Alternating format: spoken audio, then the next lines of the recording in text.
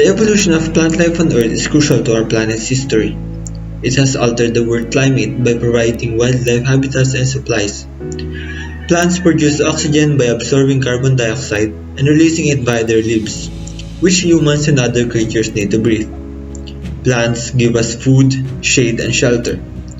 But through time, we are unaware that some practices may destroy plant life. And we ask the question, how does the nitrogen and sulfur cycle work? And what is its relation to the flora reservoir? Flora is vital for all advanced life forms on our planet. Without flora, the food chain would basically collapse because it is the foundation for all other life in an area.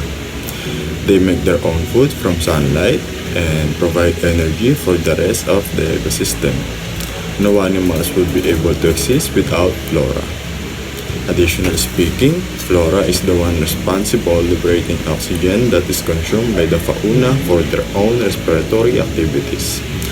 Connecting it to nitrogen and sulfur cycle, sulfur is important for the functioning of proteins and enzymes. On the other hand, nitrogen is then carried to other parts of the plant and it is used to form plant tissues so that the plant or the flora can grow.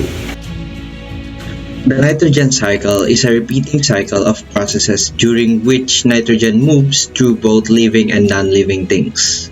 Fixation is the process by which gaseous nitrogen is converted to ammonia via biological fixation or nitrate through high-energy physical processes.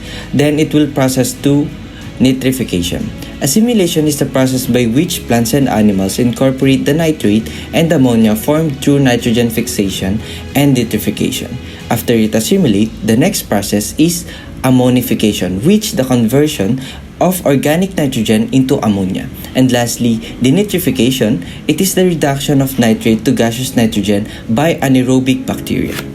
While sulfur cycle, it is the circulation of sulfur in various forms through nature. The process of sulfur cycle. The sulfur is released by weathering of rocks. Sulfur comes in contact with air and is converted into sulfates.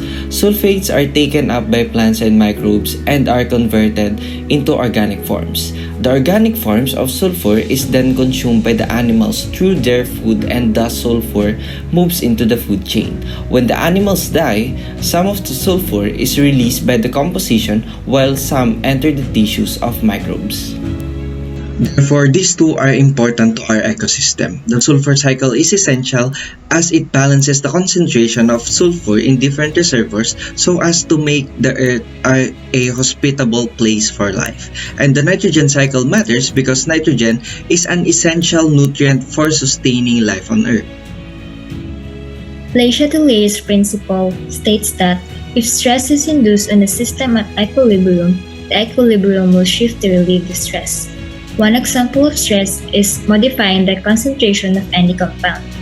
Nitrogen and sulfur cycles are essential in keeping the element quantities balanced. Altering these cycles can cause adverse effects. Lack of nitrogen and sulfur in the soil negatively affects the plant's growth as they are essential micronutrients, while an abundance of these elements harms the environment. Too much nitrogen makes plants dehydrated and leads to excessive biomass such as stalks and leaves, but with malnourished roots. In severe cases, animals that consume plants that absorb a lot of nitrogen can be poisoned. On the other hand, large amounts of sulfur can cause soil contamination and acidification, which declines agricultural productivity. Atmospheric nitrogen and sulfur dioxide are also responsible for the acid rain that caused an imbalance in the nutrient concentration of the Earth's soil, killed many fish, and damaged forests. Key sources of nitrogen and sulfur include synthetic fertilizers and coal or petrol combustion. Invasive species are defined as animals or plants from another region of the world that don't belong in their new environment. They can be introduced to an area by accidental release and most often by people. Invasive species can lead to the extinction of native plants and animals, destroy biodiversity, and permanently alter habitats. Now, Despite the harmful effects of us humans in the environment, this forms the question, are we also considered as invasive species? Short answer, no. We are not considered as invasive species because we belong to the environment itself. What is epigenetics? Epigenetics is the study of how cells control gene activity without affecting the DNA sequence. Epi in Greek means on or above, and epigenetic refers to forces outside of the genetic code. Modifications to DNA that control whether genes are turned on or off are known as epigenetic alterations.